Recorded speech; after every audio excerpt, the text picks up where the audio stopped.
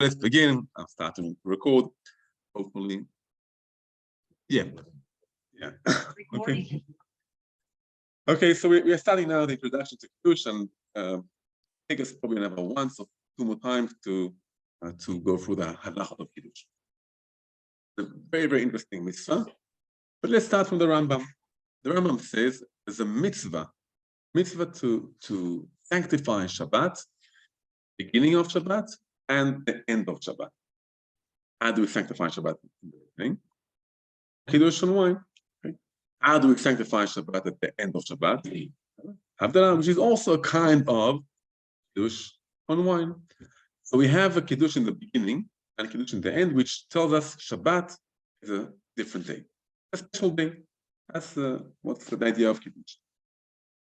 Everyone agrees that the basic idea of Kiddush is a mitzvah taseh. A mitzvah midoraita. We have a mitzvah midoraita to sanctify Shabbat in the beginning. Where do we learn it from? It in Ten Commandments. The Ten Commandments in Sefer Shmot. Or et Yom HaShabbat lekadosho. Okay. We should zachor et Yom HaShabbat. We should remember Shabbat to sanctify it. How do we sanctify Shabbat? Zachor is by remembering. Usually we remember by saying things. An example. Parashat Zachor, right? We have Parashat Zachor coming up in a few months. We remember the story of Amalek, and how do we remember it? By saying words, right? So we have a mitzvah to remember Shabbat by saying words, lekadosho, to sanctify Shabbat. And there's an interesting machloket of the Rishonim. Rashi on one side, and the Ritva on the other side, and Shita in the middle. Is the wine mideoraita or derabanan? Right? For sure, the idea of Kiddush, for sure mideoraita. And we'll get soon to maybe differences. What happens if mideoraita or derabanan? What's the difference between them? But is this mideoraita or miderabanan? Rashi holds, and that's an interesting shita. Deoraita. There's a mitzvah mideoraita to sanctify Shabbat, to Kiddush, on wine.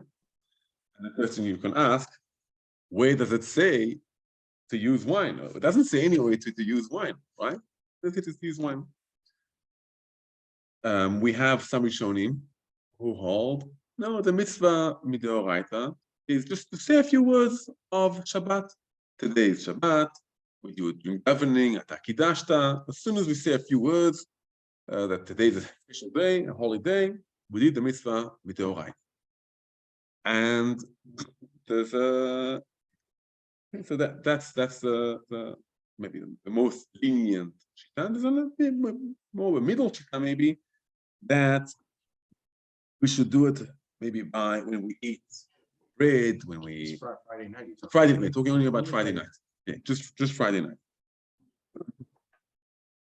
So just Friday night. Okay. The Kiddush on the day, that's why we're a bit more lenient in Kiddush on the day. Also in whiskey when we get to it next week. Because it's a different, that's for sure rabbinical.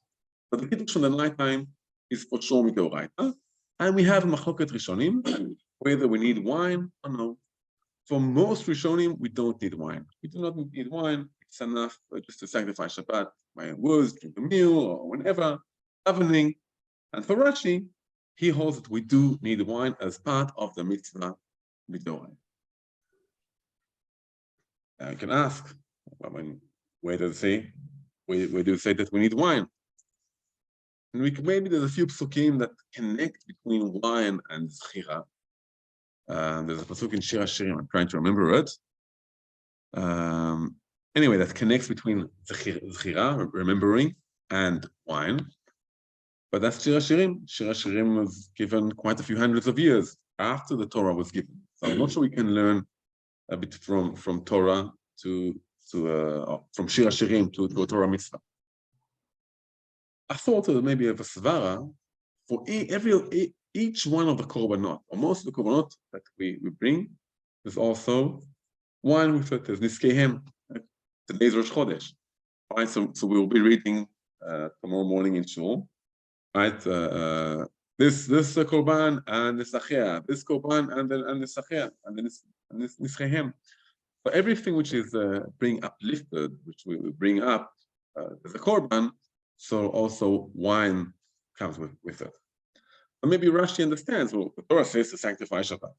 In some aspect, we are like bringing ourselves up, if like a korban, the same idea of korban. So the same as each korban has wine, also we have to have wine.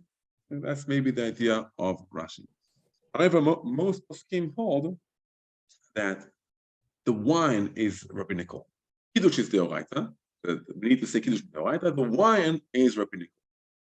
Even the Rishonim that hold that wine is rabbinical, so wine still has a lot of importance. We're talking about the nighttime.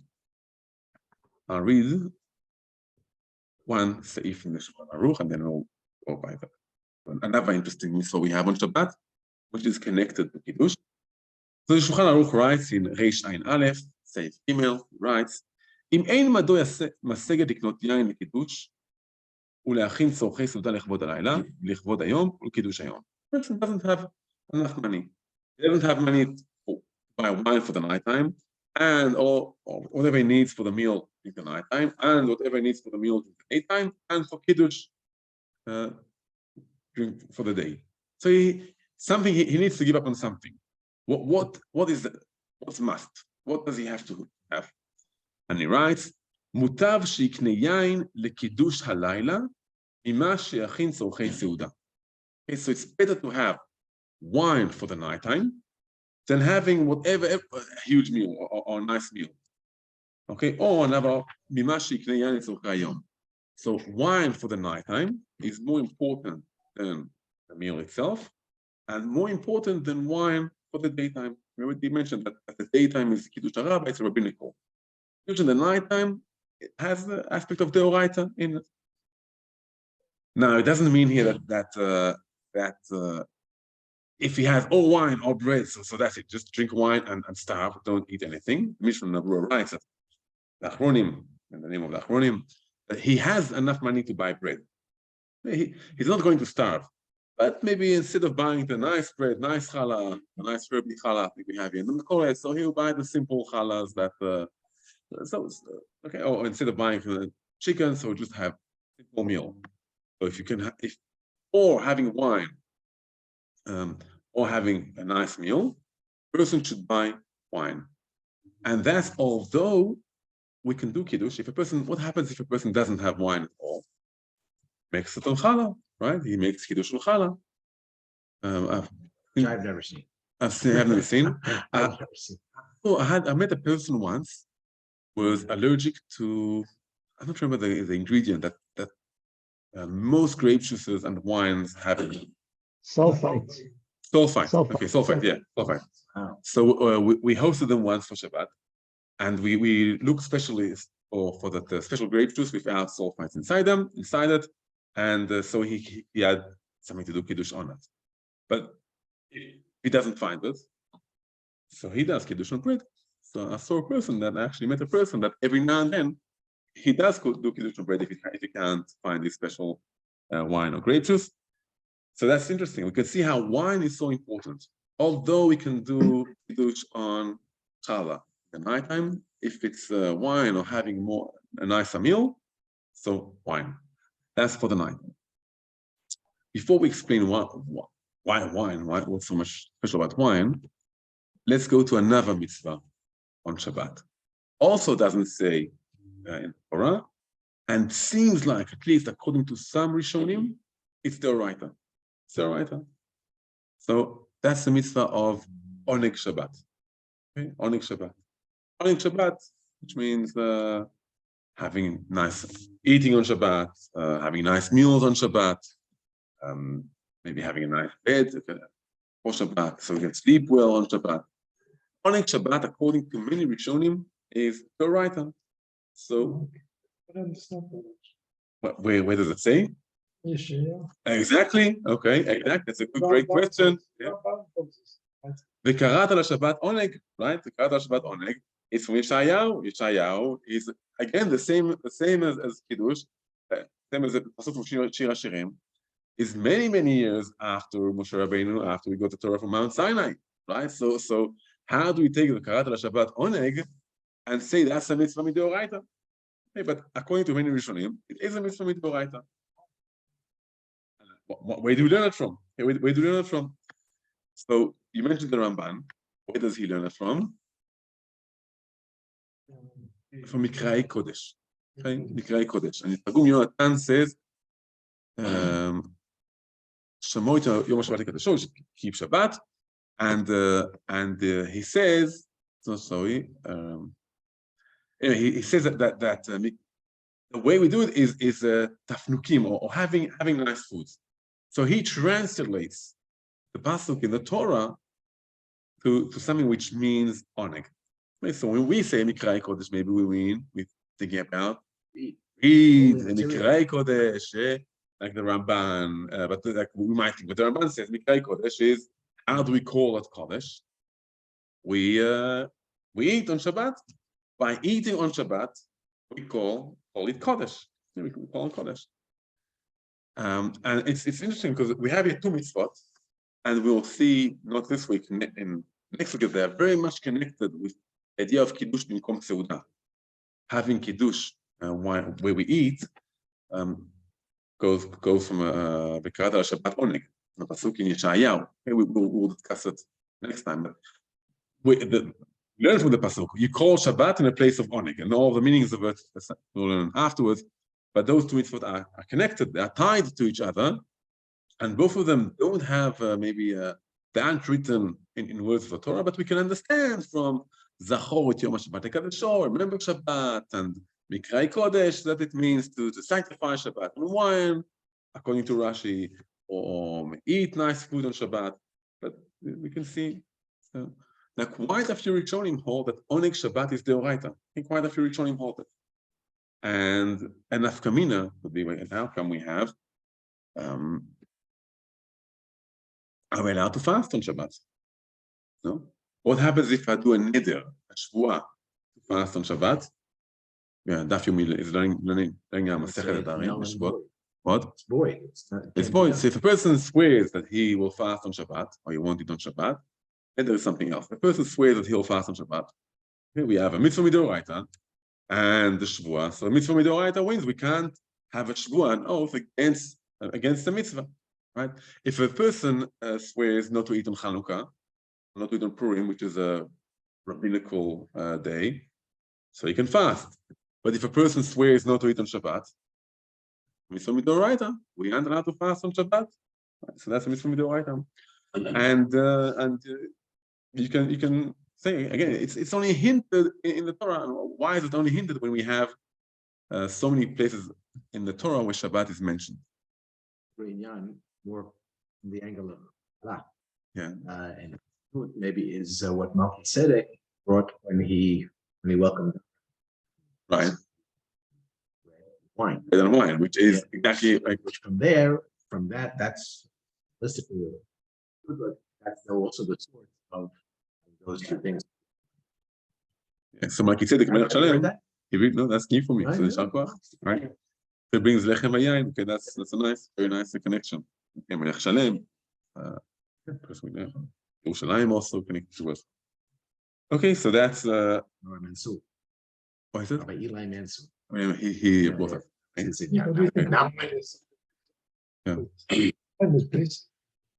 Wine is basically important also. Hmm? Yeah. It has chashivut. Almost every mitzvah we have of sanctifying, wine is connected. Not only that, here's a halacha which many times applies to us when we have a kiddush in shul, okay, and we do kiddush. We don't eat bread. We do. Let's say we do have some of the wine. We have some wine, and afterwards we have a drink. We go and take Coke. We don't want to take whatever we take. Do we say shehakol on the drink? The answer is no. No. If I had the wine beforehand, What? oh, I mean, The person who's making the kiddush. yeah. I mean, if you have wine, the person who drinks. Right. Okay. Most of them don't. Let's say Most of them don't. I'm thinking of a kiddush.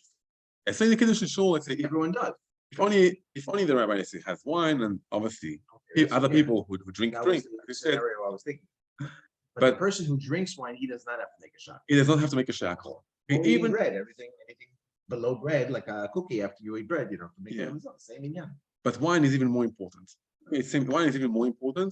For example, if you eat bread, afterwards you have fruit. The fruit are connected to the bread. Are not connected to the bread, right? That's part of the meal. So you say you're not ha'etz. There's even cases we aren't so much annoyed today like that. Okay. Some people do it. It's dessert. It's dessert. Any kind of Yeah. dessert, but today dessert is more part of the meal. Even Society. many poskim will say today, we have desserts and we take everything off the table. You should say a bracha on desserts.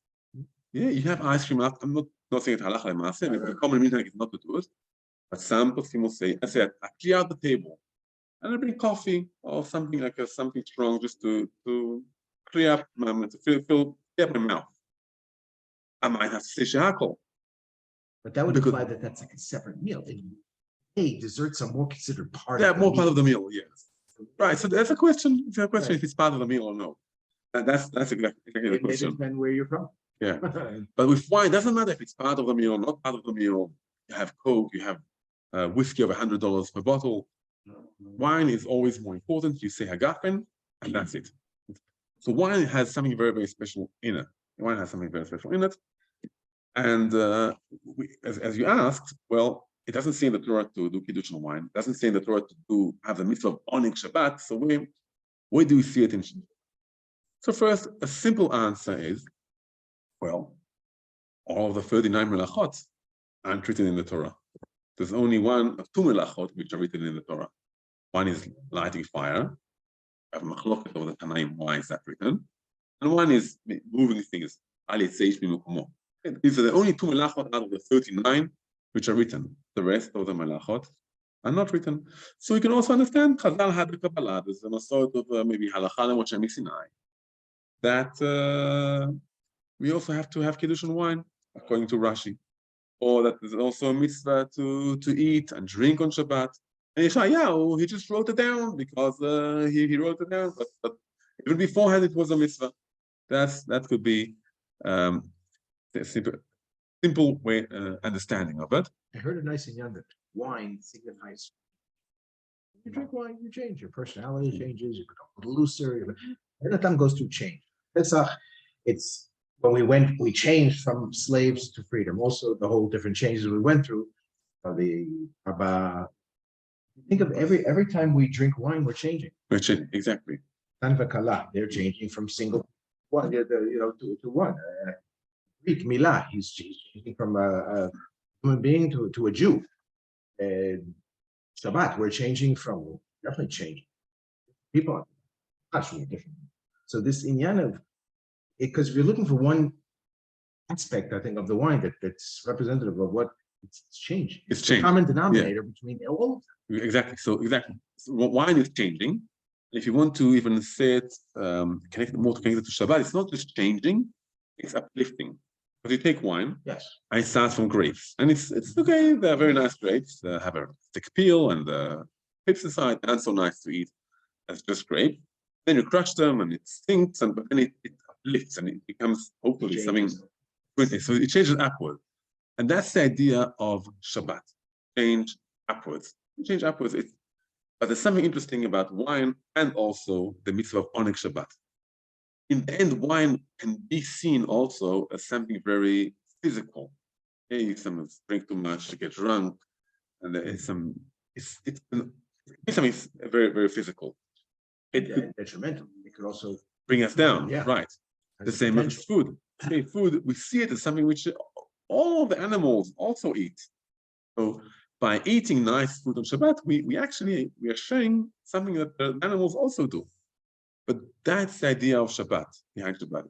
It's a weekday, almost a regular weekday, connected to the six days of the week, but it's separated from them. It's uplifted from them. So on one hand, it's connected to them. On the other hand, it's uplifted. And that's why we have the mitzvah of Onik Shabbat, which is eating food. That's why we have the mitzvah of having wine to show on one hand it's connected, on one hand it's uplifted. And even if we say that wine is a rabbinical mitzvah, maybe the reason they chose wine, also because it's important, but because it's something which is very, very physical, and that also can uplift. That could be the idea of Kiddush on Oneg Shabbat. And as we said, when we will learn not today, there are mitzvot which are very, very much tied to each other. Kiddush on Oneg Shabbat, and we'll get to it in a different. However, let's just finish today the idea of Kiddush D'Oraita or D'Rabbanan. Okay, so let's think together. If Kiddush is D'Oraita, what will be the outcome, the nafkamina of Kiddush being D'Oraita?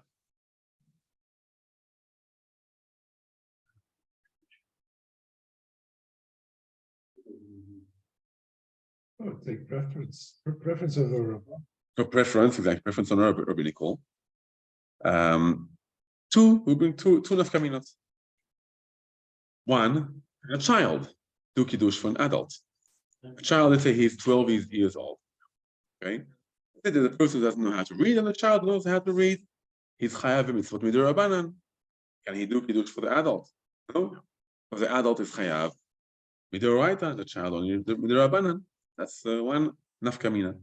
Another one is what happens if I forgot if I did Kiddush or not. I don't know how did I forget, but let's say somehow a person forgot if he did Kiddush or not. Let's say he heard Kiddush, but he wasn't sure, he was busy, he wasn't sure if he had in mind to be Yotze, not Yotze. Does he have to do Kiddush again? If it's a rabbinical mitzvah, I have the rule of Sfek de Rabbanan Lekula. Any question, any doubt we have in a rabbinical mitzvah, we go Lekula, we are lenient. If it's D'Oraita, so we go Lechumra, and he needs to do Kiddush again with all the bracha and everything. So since Kiddush is D'Oraita, a child can't be motzi an adult, and also if a person doesn't know if he did Kiddush or no, he needs to do. There's an interesting mitzvah about Kiddush. Who's obligated in Kiddush? Or are women obligated the same level of men? Yes. So why yes? Part of the mitzvah. Big part of the mitzvah, right? I would say you are correct. You're right. Okay, you're right. Women are obligated like men, but I would say no. It's a mitzvah as man grama. It's a time-bound mitzvah. It depends on time, right? We do it from week to week. I can't do Kiddush on Friday morning. It's a time-bound mitzvah. So it's a positive mitzvah, yes. So maybe it is maybe women are exempt. And the Gemara says, and that's obviously the halacha, that women are obligated same as men.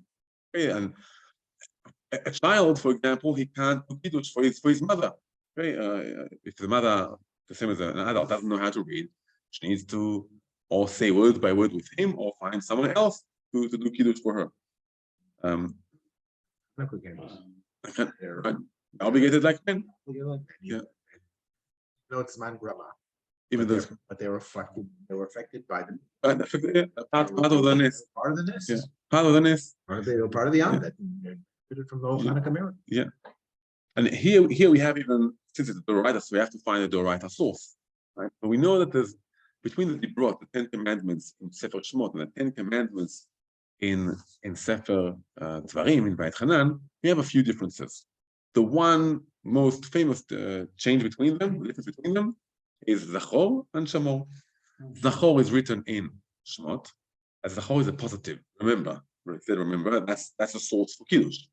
Be positive in remembering Shabbat, sanctifying Shabbat. Shamor, always the word Shamor, Hishamer, Pen, Ve'al, is a lo ta'aseh. It's a lab. It's a don't do mitzvah. So Shamor is written in Sefer Dvarim. And women are obligated in the negative mitzvah, or the don't do mitzvah exactly like men. All the mitzvot as lo ta'aseh, women are obligated exactly like men are obligated. Here we have something interesting. The Chazal told us that Shamor v'Zachor b'dibur echad ne'emru. Hashem told us Shamor, the positive aspect of Shabbat, Zachor, and Shamor, maybe the negative, the not to do part of Shabbat, in once. We can't say two things at once. We also can't hear two things at once. So they are separated. One is written in Shmot and one is written in Dvarim. But Hashem said it as once. Teach us that same as women are obligated in Shamor, in the don't do things on Shabbat, So they are also obligated in Zachor, in remembering Shabbat, sanctifying Shabbat, and doing Kiddush. So Kiddush is very important also for men, also for women. Yes, yeah. I'll read it in the Shulchan Aruch, and then that's what we'll finish.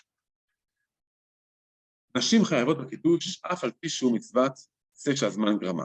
Okay, so women are obligated in Kiddush, but it depends on time. משום דאיתקה שזכור לשמור. Shamor and Zachor are connected to each other, as we said. והנינה שהואיל ויתנו בשמירה, יתנו בזכירה. He's quoting here the Gemara, so that's why it's in Aramaic. Women, since they are obligated in Shmirat Shabbat, they're also obligated in remembering Shabbat or doing Kiddush. ומוציאות הנשים. Can also do Kiddush for men.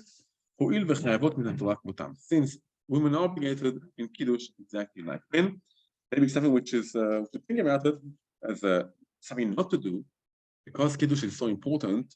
At the night time, we don't even drink water, right?